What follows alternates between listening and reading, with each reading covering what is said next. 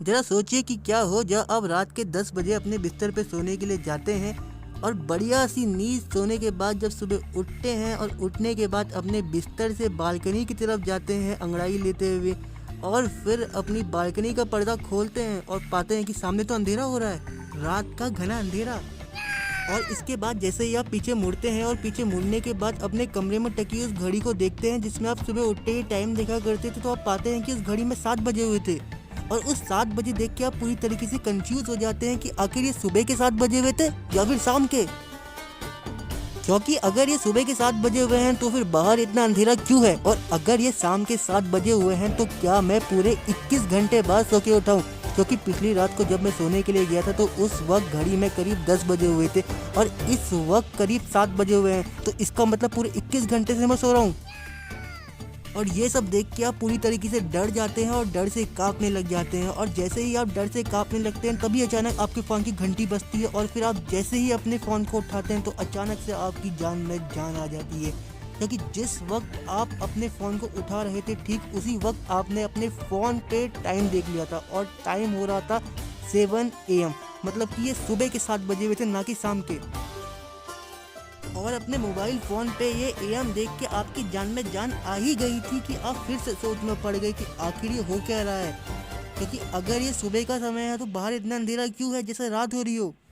और फिर एक कप गर्मा गर्म चाय पीने के बाद जब आप अपने दिमाग में थोड़ा जोर डालते हैं तो आपको याद आता है कि आपने कल शाम को ज़्यादा ही शराब पी ली थी जिसका नशा आपको अभी तक हो रहा है। और शराब का नशा आपको इतना हो गया था कि सुबह जब आप उठे तो आपको याद ही नहीं आया कि आप एक सेफ्टी इंजीनियर है जो कि अंटार्कटिका में भारत के रिसर्च स्टेशन में अपनी सेवाएं दे रहा है।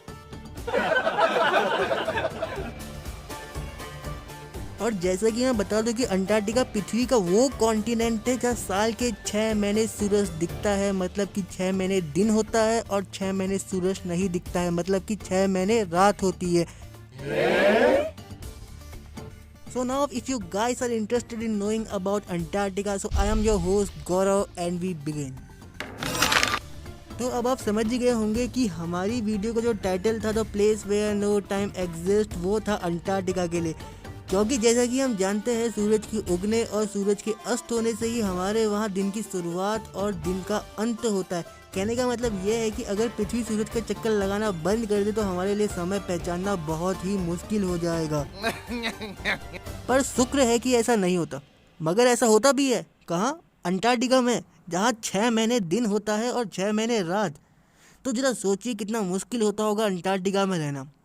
पर क्या आप जानते हैं कि अंटार्कटिका कॉन्टिनेंट जो कि साइज में ऑस्ट्रेलिया से लगभग 2 गुना है, वहाँ कोई रहता ही नहीं है। जी हाँ, वहाँ कोई नहीं रहता एक्सेप्ट कि पेंगुइन्स, सील्स और कुछ 1000-2000 रिसर्चर्स के। तो अगर आपको ये वीडियो पसंद आई हो तो आप वीडियो को लाइक करना, सब्सक्राइब करना, शेयर कर देना। और अगर आपका कोई सजेशन हो हमारी वीडियो के लिए तो कमेंट बॉक्स हाजिर है। पर जाने से पहले ये रहे आपके लिए अंटार्कटिका के बारे में कुछ इंटरेस्टिंग फैक्ट। पहला इंटरेस्टिंग फैक्ट है अंटार्कटिका पृथ्वी पर सबसे दक्षिणी महाद्वीप है, मतलब कि वो जगह जिसे हम साउथ पोल कहते हैं वो यही अंटार्कटिका में है।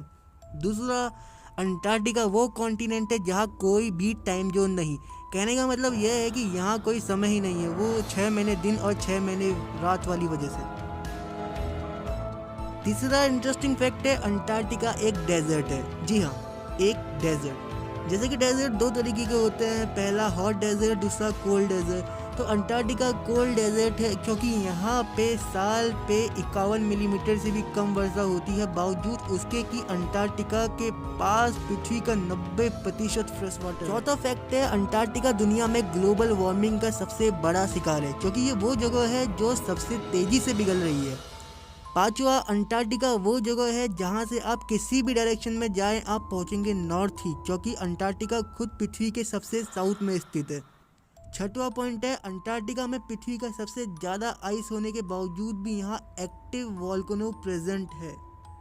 और सातवां और आखिरी वो ये है कि अंटार्कटिका में एक ऐसी सब ग्लेशियर लेक है जो कि ब्लड रेड कलर की है। जी हाँ, खून की तरह लाल है वो।